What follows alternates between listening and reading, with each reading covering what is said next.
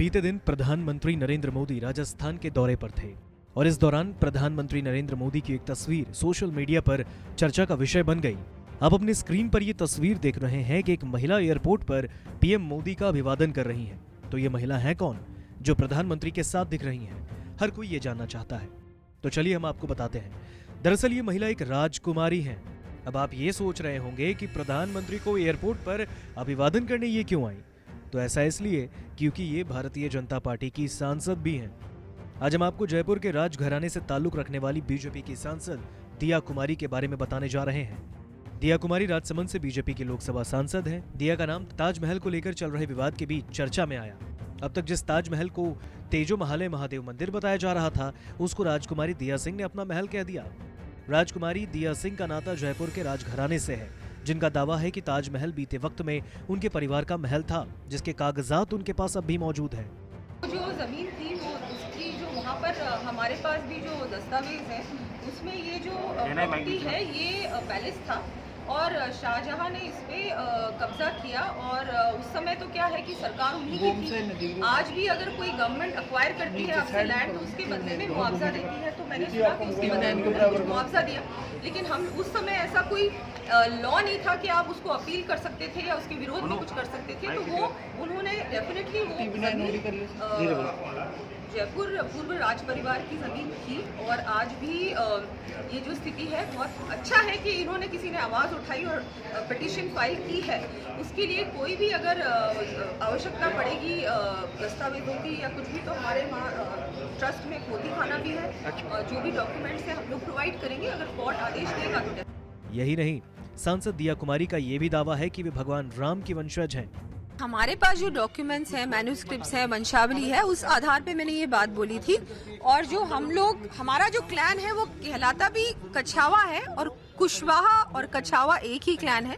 और हमारा जो हम लेते हैं वंशावली वो हम कुश के ही से लेते हैं। श्री राम जी के जो बेटे कुश थे वहीं से हमारा डिसेंट हम लोग लेते हैं। तो उस आधार पे मैंने ये बात रखी थी।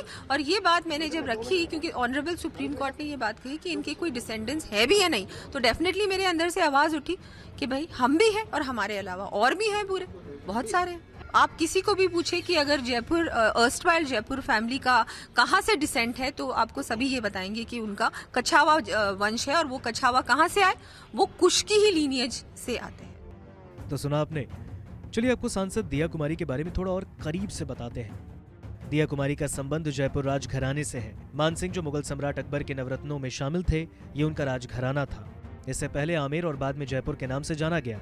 इसी परिवार में जन्म हुआ पूर्व महाराज सवाई भवानी सिंह का, जिनकी पत्नी का नाम पद्मिनी देवी है। जयपुर राजघराना खुद को भगवान राम का वंशज बताता है। कहा जाता है कि जयपुर के पूर्व महाराजा भवानी सिंह भगवान राम के बेटे कुश के 309वें वंशज थे। ये बात राजघराने के कई लोगों ने भी स्वीकार की है। महाराजा सवाई भवानी सिंह 24 जून 1970 से 28 दिसंबर 1971 तक जयपुर के महाराजा रहे। दिया कुमारी भवानी सिंह और पद्मिनी देवी की ही एक लौती संतान है। भवानी सिंह के कोई बेटे नहीं थे, इसलिए दिया कुमारी के बेटे को ही 2011 में अपना वारिस घोषित कर दिया गया। दिया कुमारी ने अपनी शुरुआती पढ़ाई दिल्ली और जयपुर से की। उसके बाद वो आगे की पढ़ाई के लिए लंदन चली गई।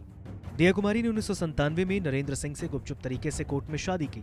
नरेंद्र सिंह का राज परिवार से कोई ताल्लुक नहीं था और इसीलिए राजकुमारी का इस तरह एक आम आदमी से शादी करना तब चर्चा का विषय बन गया था। दोनों की मुलाकात महाराजा सवाई मानसिंह म्यूजियम में हुई।